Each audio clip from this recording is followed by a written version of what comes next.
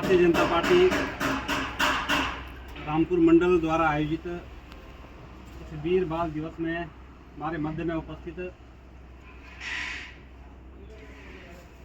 नवनियुक्त मंडलाध्यक्ष आदरणीय नरेश स्वामी जी, पूर्व में रामपुर से प्रत्याशी रहे आदरणीय केवलराम बुशहरी जी, मंच संचालन करे चेतन पाटला जी, यहाँ पर उपस्थित है भारतीय जनता पार्टी के बहुत ही वरिष्ठ कार्यकर्ता, ज्येष्ठ कार्यकर्ता, आप सभी कार्यकर्ताओं का वीर बाल दिवस के उपलक्ष्य पर आज उन्हें नमन करने हम यहाँ पर उपस्थित हुए, उसके लिए आप सभी का बहुत बहुत स्वागत, बहुत बहुत अभिनंदन। और आज हमारी आवाज़ को जन जन तक पहुँचाने के लिए, हमारे कवरेज के लिए मीडिया से आए पत्रकार बंधु का भी मैं हार्दिक स्वागत करता हूँ, अभिनंदन करता हूँ। मुझे लगता है कि हम में से बहुत सारे लोगों ने जिन्होंने पहली बारी 26 दिसंबर को बाल दिवस के रूप में चुना होगा, क्योंकि हमें तो पढ़ाई भी हो गया, सुनाया भी हो गया कि 14 नवंबर को हम बाल दिवस मनाते हैं। 14 नवंबर को क्यों मनाते हैं? क्योंकि चाचा नेहरू का जन्मदिन है, चाचा नेहरू बच्चों से प्यार करते हैं, इसलिए बाल दिवस मनाते हैं।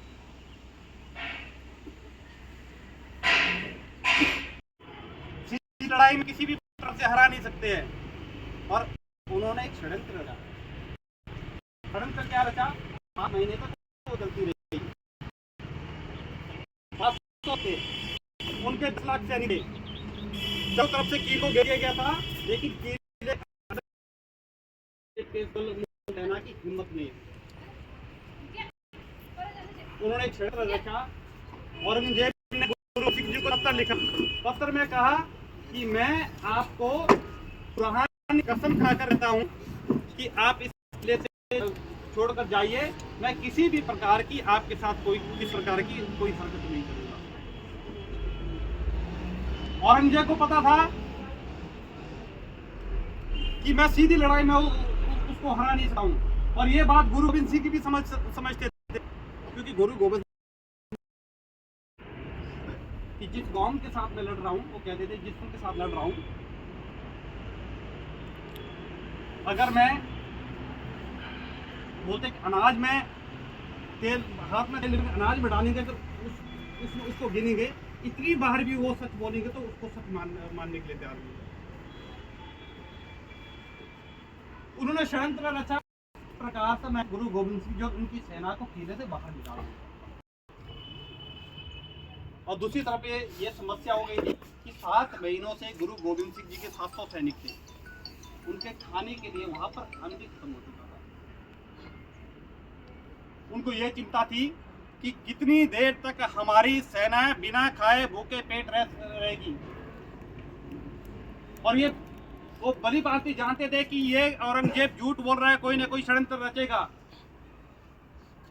वो किले से निकलते हैं, जैसे ही सरसा नदी के पास पहुंचते हैं तो औरंगजेब की सेना पीछे से अटैक करती है।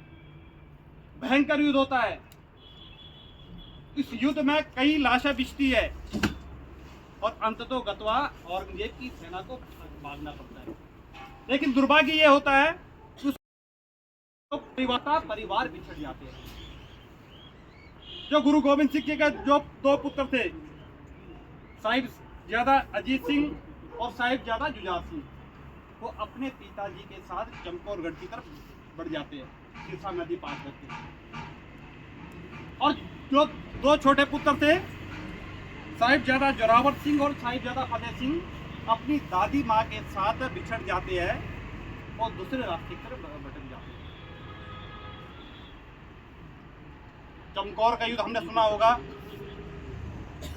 चमकौर में जब मुगल को सेना को पता लगा कि गुरु गोबिंद सिंह जी और उनकी कुछ सैनिक वहां पहुंच गए, तो वहां भयंकर युद्ध होता है। और गुरु गोबिंद सिंह जी के पास केवल मात्र उस समय 40 सैनिक, 2 पुत्र और 1 स्वयं थे, 43 लोग थे। और उनकी सेना लाखों की संख्या में थी। और यानी 40 सैनिक किस प्रकार से उनका मुकाबला करते हैं। 5-5 सैनिकों को भेजते हैं लगातार, और 5-5 सैनिक सैकड़ों सैनिकों को दरशाई कर देते हैं, और फिर 5 सैनिक को भेजते हैं, और अंत में केवल मात्र उनके पास बचते हैं तो 7 सैनिक बचते हैं, 2 उनके पुत्र और 5 जो सिख सैनिक थे।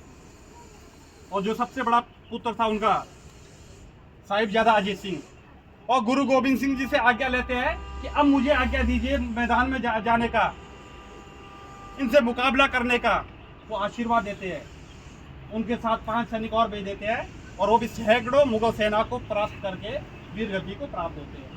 ऐसे ही जो दूसरे पुत्र थे जुझार सिंह, उनको भी भेजते हैं, और वो भी सैकड़ों सैनिकों को मारकर वीर गति को प्राप्त होते हैं। और अंततः गतवा जो 2 सैनिक बचे थे सिख के, वो गुरु गोविंद जी से गुहार लगाते हैं कि आपको किसी भी तरह यहाँ से भागना पड़ेगा, क्योंकि सिख पंथ खतरे में है। जो खालसा पंथ की उन्होंने शुरुआत की थी, वो खालसा पंथ समाप्त हो जाएगा, इसलिए आपको यहाँ से जाना आवश्यक है। तब जाके गुरु गोविंद सिंह वहां से निकल जाते हैं,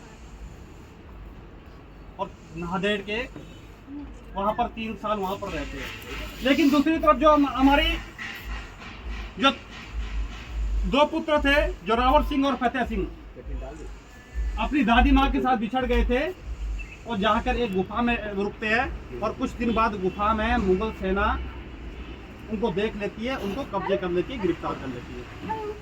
गिरफ्तार करके वजीर खान के कचहरी में उनको ले जाया जाता है, और वजीर खान कहता है उनसे,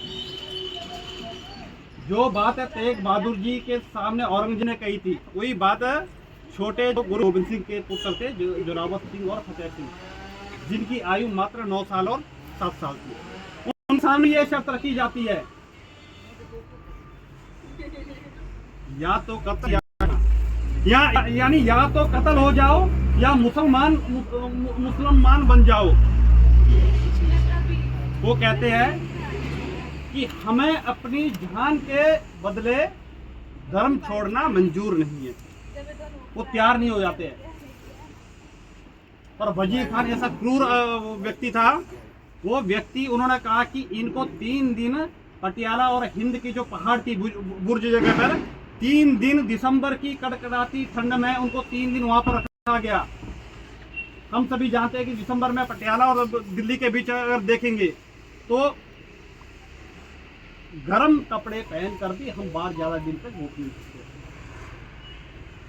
3 दिन अपनी दादी माँ और दोनों पुत्रों को बुर्ज में रखा गया, और वहां तो अच्छे लोगों की हड्डियां टूट जाती है ठंड के कारण।